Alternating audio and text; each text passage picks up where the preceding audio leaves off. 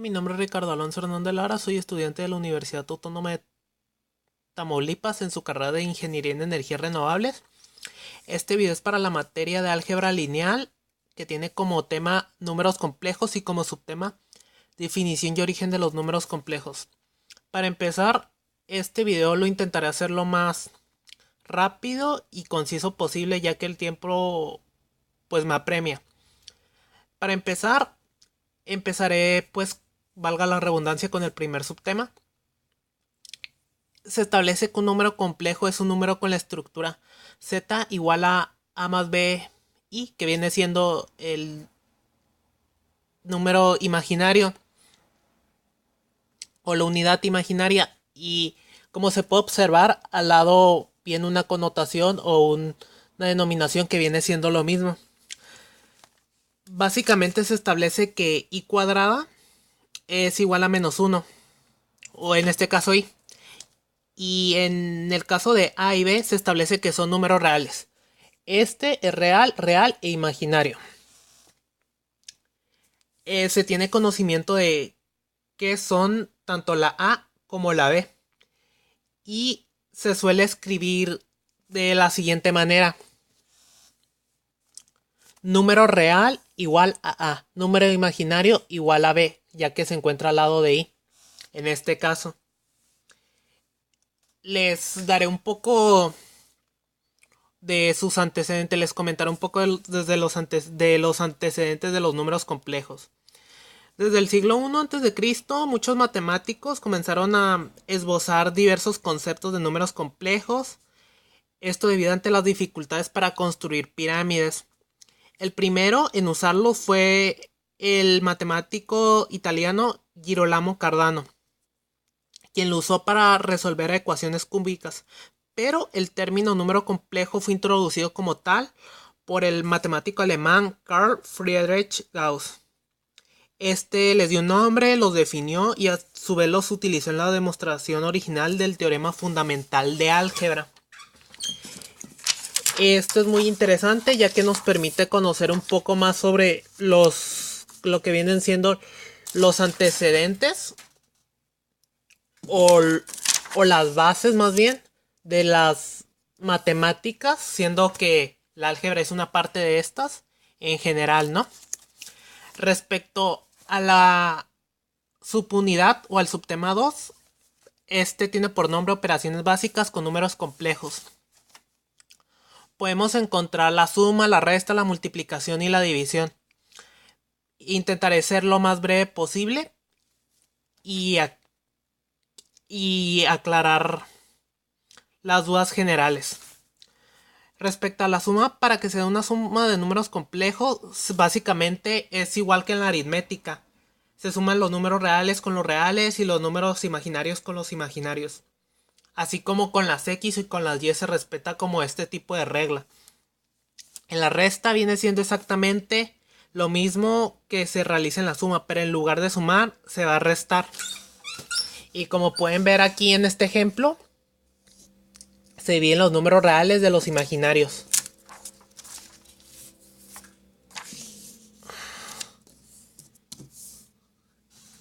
Respecto a las otras operaciones, les había comentado la multiplicación y la división, pero existe otra que es un poco menos conocida, que es la potencia, que va a ser la última que se va a tocar. En el caso de la multiplicación, para obtener el producto de dos números complejos, se multiplica pues cada término de este primer paréntesis por todos los términos del segundo paréntesis, con los que se tienen todos los términos a reducir, así se le puede denominar, para conseguir la respuesta. Básicamente es la misma álgebra es la misma regla que se veía en el álgebra tradicional de la multiplicación de ecuaciones. Aquí se toca o se trata igual este tema. Se multiplican los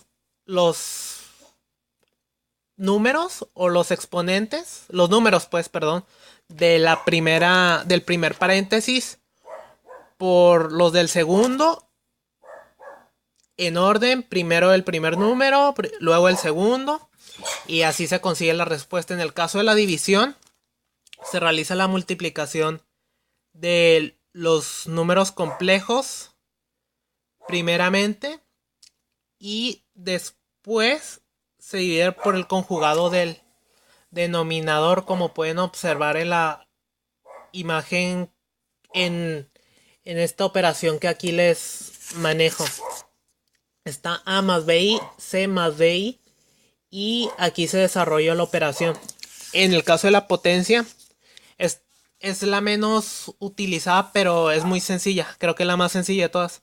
Únicamente, pues para elevar un número complejo se aplican las reglas de los productos notables. Nada más, es bastante sencillo. Ahora voy a tratar el subtema número 3, de nombre potencia de módulo o valor absoluto de los números complejos.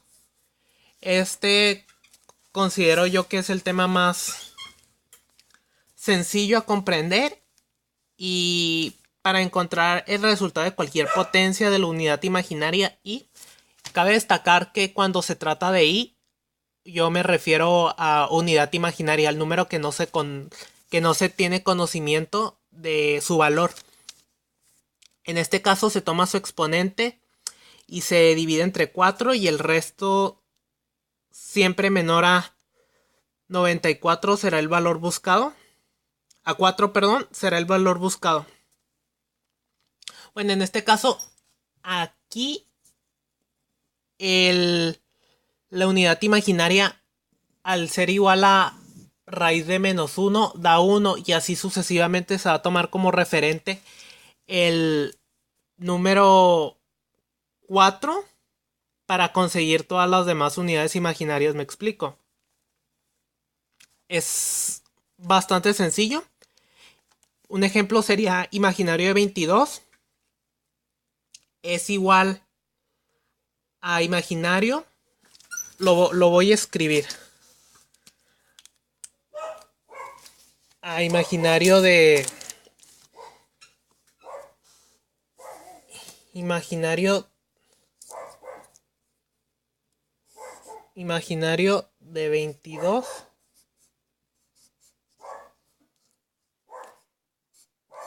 es igual a imaginario 4. 4 por 5 da 20. Más. Y 2 es igual a menos 1. Lo que se tiene que buscar es que se iguale a menos 1 y que se mantenga el imaginario de 4. Me explico. Se debe de buscar que sea menos 1, que quede como respuesta menos 1, y que se utilice el imaginario de 4 como base como un múltiplo, y mantener estos dos números para encontrar lo que se puede decir el equivalente. Respecto al valor absoluto, se puede definir fácilmente como la distancia calculada del número complejo desde su origen en un plano complejo, tomando la recta numérica para calcular la distancia del número desde el origen. El valor absoluto viene dado por la siguiente expresión que aquí escribo o que aquí planteo. Z igual a raíz cuadrada de número real a la segunda potencia por 2 más imaginario al cuadrado. Perdón, aquí es al cuadrado, no es a la segunda potencia. Más imaginario más cuadrado del imaginario por 2. Y así resumo fácilmente el subtema potencia de i, módulo o valor absoluto de los números complejos. Es un poco más largo a desarrollar, pero por las cuestiones del video lo resumo de la manera más digerible, por así decirlo. Respecto a la forma polar y exponencial de los números complejos, este es un tema más complicado, pero si se le presta la debida atención, sí es posible entenderlo muy bien.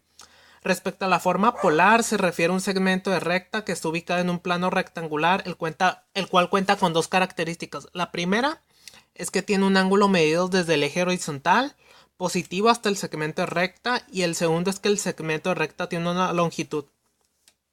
La distancia del segmento de recta se calcula por la primera fórmula de r igual a raíz de r al cuadrado más imaginario al cuadrado. Esa es la regla. Y el ángulo es la regla abajo, en la cual se opera el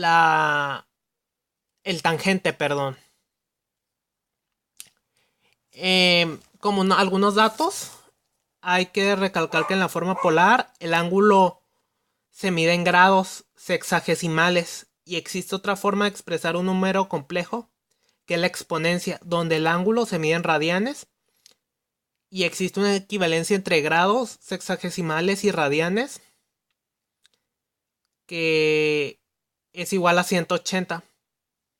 Y como la forma exponencial es más fácil, perdón, lo único que me queda decir es que la forma exponencial de un número complejo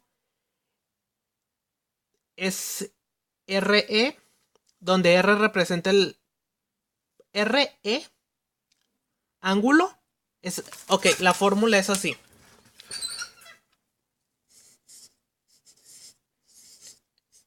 RE ángulo, en la cual R representa el módulo del número complejo, y el símbolo de ángulo, el ángulo en radianes.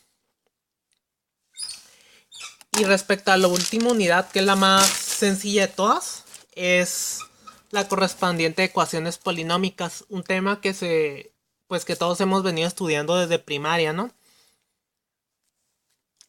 Como una introducción a esto, se puede denominar o se puede decir que las ecuaciones en general son igualdades entre expresiones algebraicas en las que intervienen una o más variables, pero cuando cumplen con ciertas condiciones, pues los miembros de la igualdad, cabe destacar, reciben nombres particulares.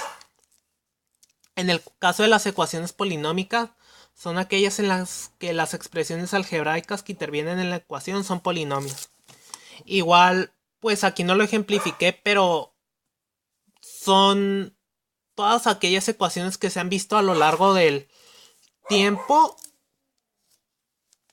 quizá más específicamente en la materia previa a álgebra lineal.